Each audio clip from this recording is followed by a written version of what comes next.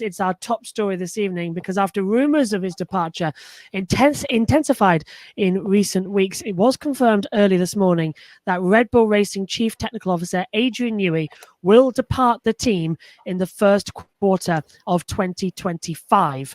Now, the legendary car designer will step back from Formula One design duties to focus on the final development and delivery of Red Bull's first hypercar, the RB17. Now, you might be thinking, why the RB17? That's because they never did have an RB17. They had an RB16B in 2021 and then went straight with the new 2022 regulations to the RB18. The RB17 was designated for the hypercar. Now, since joining Red Bull in 2006, Newey has played a significant role in Red Bull's successful reach to the top of the pinnacle of motorsport. He helped the team secure 7 Drivers' World Championship, 6 Constructors' Championship, including 118 race wins and 101 pole positions. Now, Newey will look for his next adventure. Many F1 teams will surely be interested in adding one of the most brilliant minds in motorsport. The photo courtesy there of Red Bull Racing. Kobe and Matt are with me to talk about this evening as well. Kobe, starting with you, is Newey's departure from Red Bull sort of the beginning of the end of their dominant run in F1? And where do you think he will land next? Yeah, like you're saying, Josh, we've been hearing rumors that Adrian Newey would depart Red Bull in recent weeks, and now it is here, and now that is official.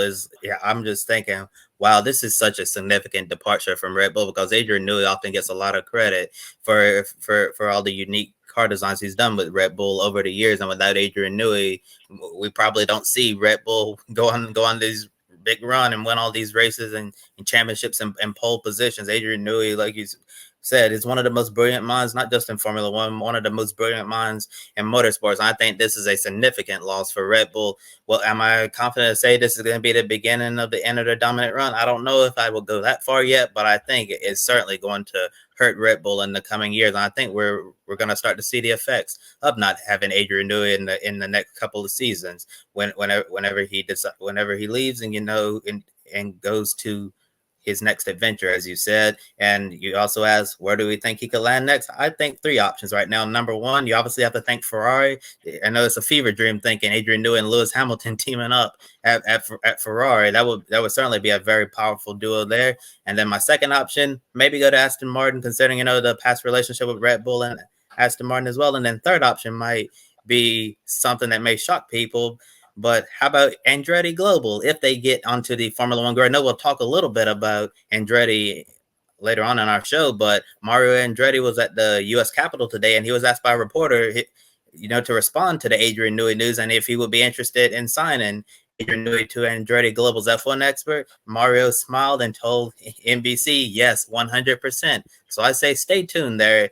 If Andretti's able to get Adrian Newey to join their team, how could Formula One possibly say no with everything else that they've done to get there? But I'll save that for our discussion later on.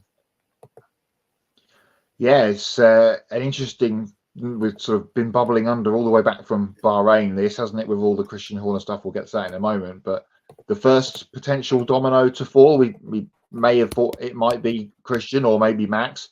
That would be the first person in the cycle to leave the team, but it's going to be Adrian. Is this the beginning of the end? Obviously, who knows? Surely it won't be a dead stop change and there'll be some all of a sudden in the midfield.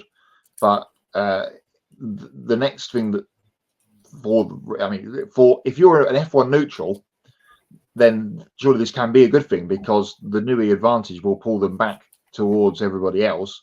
The Mercedes, McLarens, Ferraris of the world, if you go by the recent pecking order.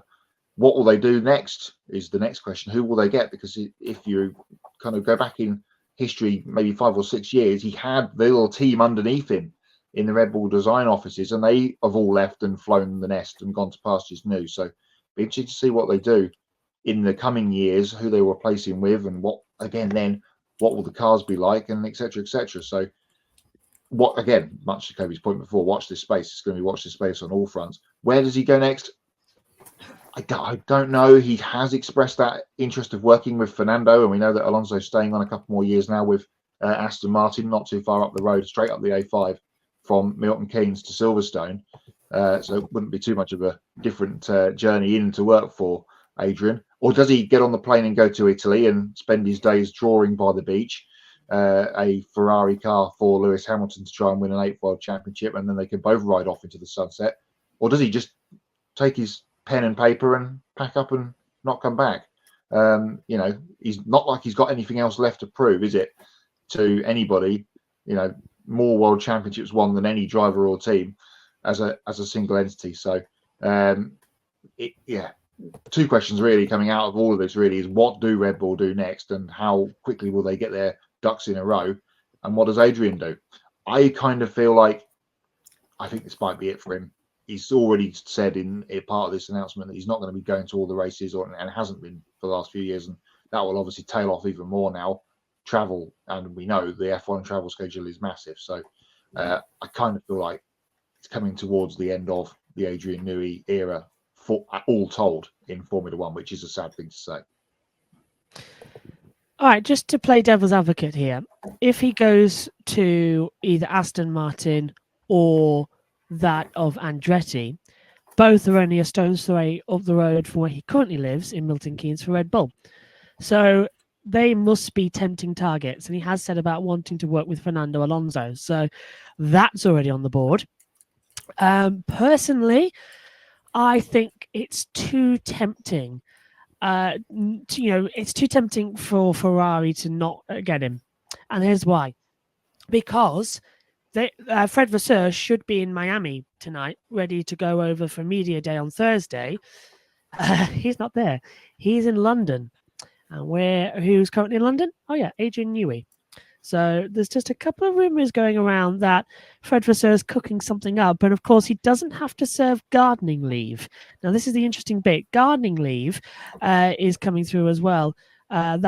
Basically, what gardening leave is, if you leave a Formula One team before your contract has expired, there's an anti-competition clause, which means you cannot then go to another team and start developing. If you're a racing driver, this doesn't count.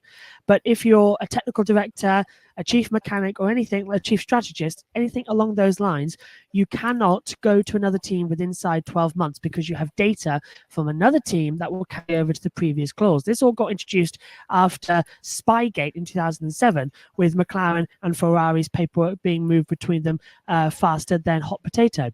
So what this means is, because he's announced this now, he's leaving, he can step back immediately from the Formula One project. So nothing for the remainder of the year needed him anyway. Everything would have been designed. Red Bull so far ahead. He can concentrate on the RB17 as the gardening leave project. And then in the first quarter of 2025, he can leave, having no knowledge of the 26 car that Red Bull will be designing by that point, leaving him free to go immediately over to another team and start designing the following year's car, which is when all the new regulations come in. So that's why it's come now, this announcement from Adrian Newey. Now, rumblings of Newey leaving Red Bull started to emerge after the drama involving team principal Christian Horner made its way to the public during the Bahrain Grand Prix weekend. Now, it was a huge distraction at the start of the 2024 F1 season as the dark cloud hovered over Red Bull's head. And according to a report that came out several days ago, Andrew Benson from BBC Sports said that Newey's departure was directly related to how the Horner scandal was handled. Jos Verstappen previously said the team was at risk of falling apart over this whole situation. Christian Horner had this to say as well about the departure of Adrian Newey. All of our greatest moments from the past 20 years have come with Adrian's hand on the technical tiller. His vision and brilliance have helped us to 13 titles in 20 seasons. His exceptional ability to constipulate, is that one? I can't read. Yeah, I'm going to go with that. Beyond F1 and bring what? Thank you. Conceptualize. I need glasses, I swear. Contacts not working. Conceptualize beyond F1 and bring wider inspiration to bear on the design of Grand Prix cars. His remarkable talent for embracing change and finding the most rewarding areas of the rules to focus on, and his relentless will to win have helped Red Bull to become a greater force than I ever think the late Dietrich Mateschitz might have imagined. More than that, the past 19 years with Adrian have been enormous fun. For me, when Adrian joined Red Bull, he was already a superstar designer. 2 decades and 13 championships later, he leaves as a true legend. He is also my friend and someone I will be eternally grateful for to everything he brought to our partnership. The legacy he leaves behind will echo through the halls of Milton Keynes, and RB17 track car will be a fitting testament legacy to his time with us. Oh dear. So could Newey, hi everyone, hello to Zoko as well. Oh dear, that statement was a bit, I don't know, egotistical in my liking as well. Bit too self-reflective, trying to paste everything's fine with everything exploding behind him. So Matt, standing with you on this one. As you said, could Newey be the first domino to fall? And is Red Bull better off with or without Horner moving forward? Will echo off the roundabouts of Milton Keynes, because Milton Keynes is a building, if you listen to Christian Horner, not a city. The first, as I sort of teased before, the first part of the whirlwind or hurricane, potentially, of the Christian Horner scandal.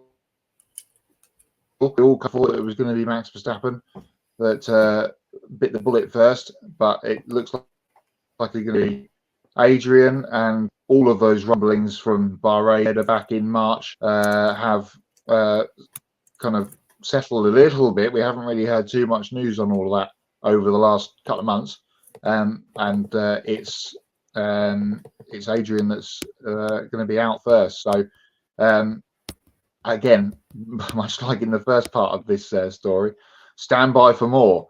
I feel like, but the clicks within the Red Bull hierarchy was certainly on show in that early portion of the season, and it's interesting to see which way the power struggle is going, and will continue to go or not go now that Adrian has said that he's off. Yeah, I think this very well could be one of the first dominoes to fall in this situation.